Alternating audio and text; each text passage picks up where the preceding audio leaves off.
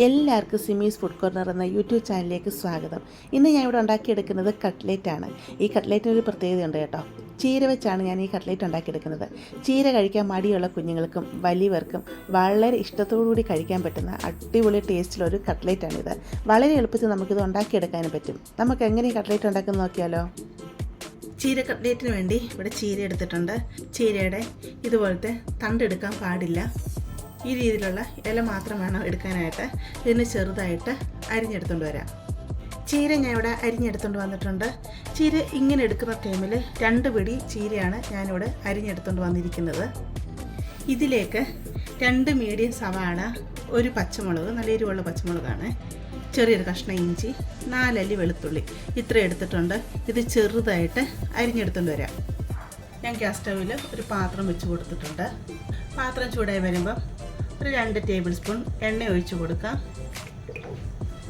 എണ്ണ ചൂടായി വരുമ്പോഴത്തേക്ക് സവാള, ഇഞ്ചി, വെളുത്തുള്ളി, പച്ചമുളക് എല്ലാം അരിഞ്ഞെടുത്തില്ലേ, അതങ്ങ് ഇട്ട് കൊടുക്കാം. സവാളയൊക്കെ നല്ല രീതിയിൽ സോഫ്റ്റായി വരണം.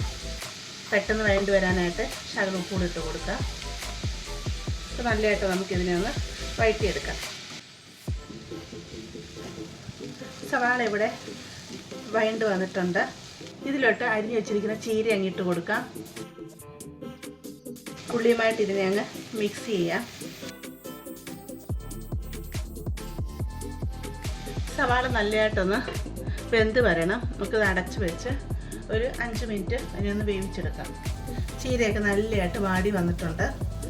ഇതിലോട്ട് 1/2 ടീസ്പൂൺ കാശ്മീരി ചില്ലി പൗഡർ ഇട്ട് കൊടുക്കാം. 1/4 ടീസ്പൂൺ മഞ്ഞൾപ്പൊടി, 1/2 ടീസ്പൂൺ കുരുമുളക് പൊടിച്ചത്, 1/2 ടീസ്പൂൺ ഗരം മസാല. മുളകിൻ്റെയൊക്കെ പച്ച സ്മെല്ല് മാറുന്ന വരെ നമുക്കിതിനൊന്ന് ഇളക്കി കൊടുക്കാം. 2 മീഡിയം ഉരുളക്കിഴങ്ങ് പുഴുങ്ങി പൊടിച്ചെടുത്തതാണ്, അതങ്ങ് ഇതിലിട്ടിട്ട് കൊടുക്കാം. നല്ലതായിട്ട് ഇതിനെ അങ്ങ് മിക്സ് ചെയ്തെടുക്കാം.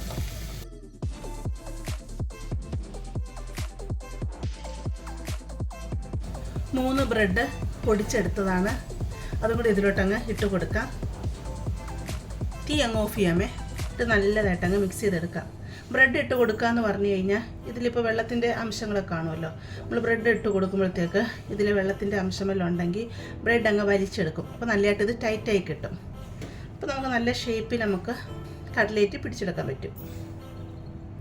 നിങ്ങളിത് കട്ട്ലേറ്റിൻ്റെ ഷേപ്പ് ആക്കി എടുക്കുന്ന സമയത്ത് വെള്ളത്തിൻ്റെ അംശം കൂടുതലായിട്ട് തോന്നിക്കുന്നുണ്ടെങ്കിൽ ആ സമയത്ത് നിങ്ങൾ ശകലം ബ്രെഡ് പൊടിച്ചതോടെ ഇട്ട് കൊടുത്താൽ മതി കേട്ടോ. ഈ സമയം നിങ്ങൾ ഉപ്പും എരിവും നോക്കുക.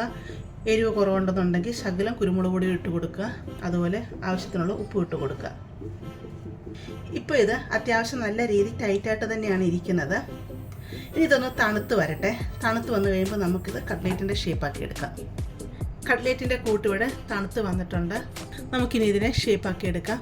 അപ്പോൾ നമുക്ക് ഇഷ്ടമുള്ള രീതിയിൽ അതിനെ ഷേപ്പാക്കി എടുക്കാം. എനിക്കൊരു ഹാർട്ട് ഷേപ്പറുണ്ട്, ഞാൻ അതിലാണ് ഇതിനെ ഷേപ്പാക്കി എടുക്കുന്നത്.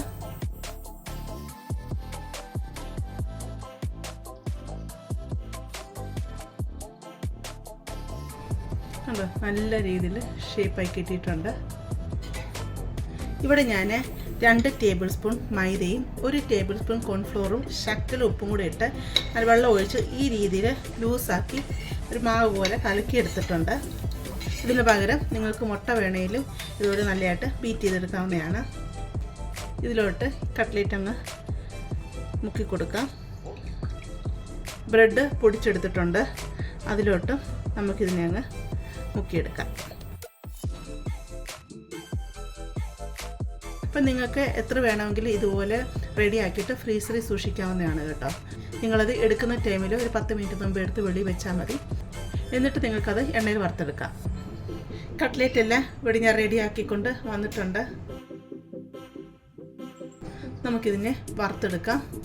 ഇവിടെ ഞാനൊരു പാൻ അടുപ്പത്ത് വെച്ച് കൊടുത്തിട്ടുണ്ട്. ഇതിലോട്ട് എണ്ണ ഒഴിച്ച് കൊടുക്കാം. ഞാനിവിടെ ഷാലോ ഫ്രൈ ആണ് ചെയ്യുന്നത് കേട്ടോ. നിങ്ങൾക്ക് ഡീപ്പ് ഫ്രൈ വേണമെങ്കിലും ചെയ്യാം. നമുക്കിതിനെ വറുത്തെടുക്കാം.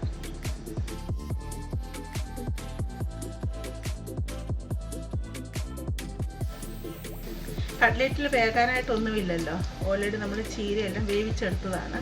ജസ്റ്റ് ഒന്ന് ഫ്രൈ ചെയ്തെടുത്താൽ മാത്രം മതി. അതുകൊണ്ട് നിങ്ങൾ തീ മീഡിയത്തിലിട്ട് തന്നെ അങ്ങ് ഫ്രൈ ചെയ്തെടുക്കാം കേട്ടോ. നല്ല ടേസ്റ്റുള്ള കട്ട്ലേറ്റാണ് ഈ ചീര കട്ട്ലേറ്റ് കേട്ടോ. ചീരയൊക്കെ മിക്കപ്പോഴും കുഞ്ഞുങ്ങൾക്ക് തോരൻ വെച്ച് കൊടുത്ത് അവർക്ക് കഴിക്കാൻ പലപ്പോഴും മടിയായിരിക്കും. ഈ കട്ട്ലേറ്റ് പോലൊക്കെ അവർക്ക് ഉണ്ടാക്കി കൊടുത്തു കഴിഞ്ഞാൽ അവർക്ക് ഭയങ്കരമായിട്ട് ഇഷ്ടപ്പെടും.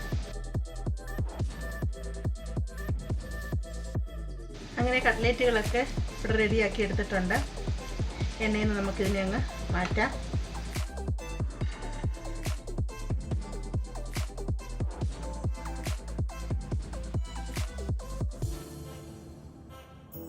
കട്ട്ലേറ്റ് എല്ലാം ഇവിടെ ഫ്രൈ ചെയ്ത് കൊണ്ടുവന്നിട്ടുണ്ട്. ഇപ്പോൾ നല്ല ചൂടായിട്ടോ, അതുകൊണ്ടാണ് ഇപ്പോൾ മുറിച്ച് കാണിക്കാത്തത്. അതുപോലെ നല്ല ടേസ്റ്റുള്ളൊരു കട്ട്ലേറ്റാണ് ചീര കട്ട്ലേറ്റ് എന്ന് പറഞ്ഞാൽ. ഞാൻ മുമ്പ് പറഞ്ഞ പോലെ തന്നെ ചീര കഴിക്കാത്ത കുഞ്ഞുങ്ങൾക്കാണേലും വലിയവർക്കാണേലും ധൈര്യത്തോടു കൂടി ഉണ്ടാക്കി കഴിക്കാവുന്നൊരു കട്ട്ലേറ്റാണിത്. നിങ്ങൾക്ക് ധൈര്യത്തോട് കുഞ്ഞുങ്ങൾക്ക് സ്കൂളിൽ കൊടുത്തുവിടാൻ പറ്റും. ബ്രെഡിൻ്റെ അകത്താണേലും ചപ്പാത്തിക്കകത്താണേലും ഈ കട്ട്ലേറ്റും കൂടെ വെച്ച് അതിൻ്റെ മുകളിലായിട്ട് കുറച്ച് ടൊമാറ്റോ സോസൊക്കെ ഒഴിച്ച് അത് റോൾ ചെയ്ത് കൊടുക്കുകയാണെങ്കിൽ കുഞ്ഞുങ്ങൾക്ക് ഒരുപാട് ഇഷ്ടമായിരിക്കും. സ്കൂളിൽ കൊണ്ടുപോകാനും പറ്റുന്നതാണ്. അപ്പോൾ നിങ്ങളിങ്ങനെയൊക്കെ തയ്യാറാക്കി നോക്കുക. നിങ്ങൾക്ക് വീഡിയോ ഇഷ്ടപ്പെടുകയാണെങ്കിൽ ചാനലൊന്ന് സബ്സ്ക്രൈബ് ചെയ്ത് സപ്പോർട്ട് ചെയ്യുക. അതുപോലെ ലൈക്ക് ചെയ്യുക. നിങ്ങളുടെ ഫാമിലിയോട്ടും ഫ്രണ്ട്സിലോട്ടൊക്കെ ഷെയർ ചെയ്ത് കൊടുക്കുക കേട്ടോ. നമുക്കിനി ഒരു പുതിയ വീഡിയോ ആയിട്ട് അടുത്ത ദിവസം കാണാം.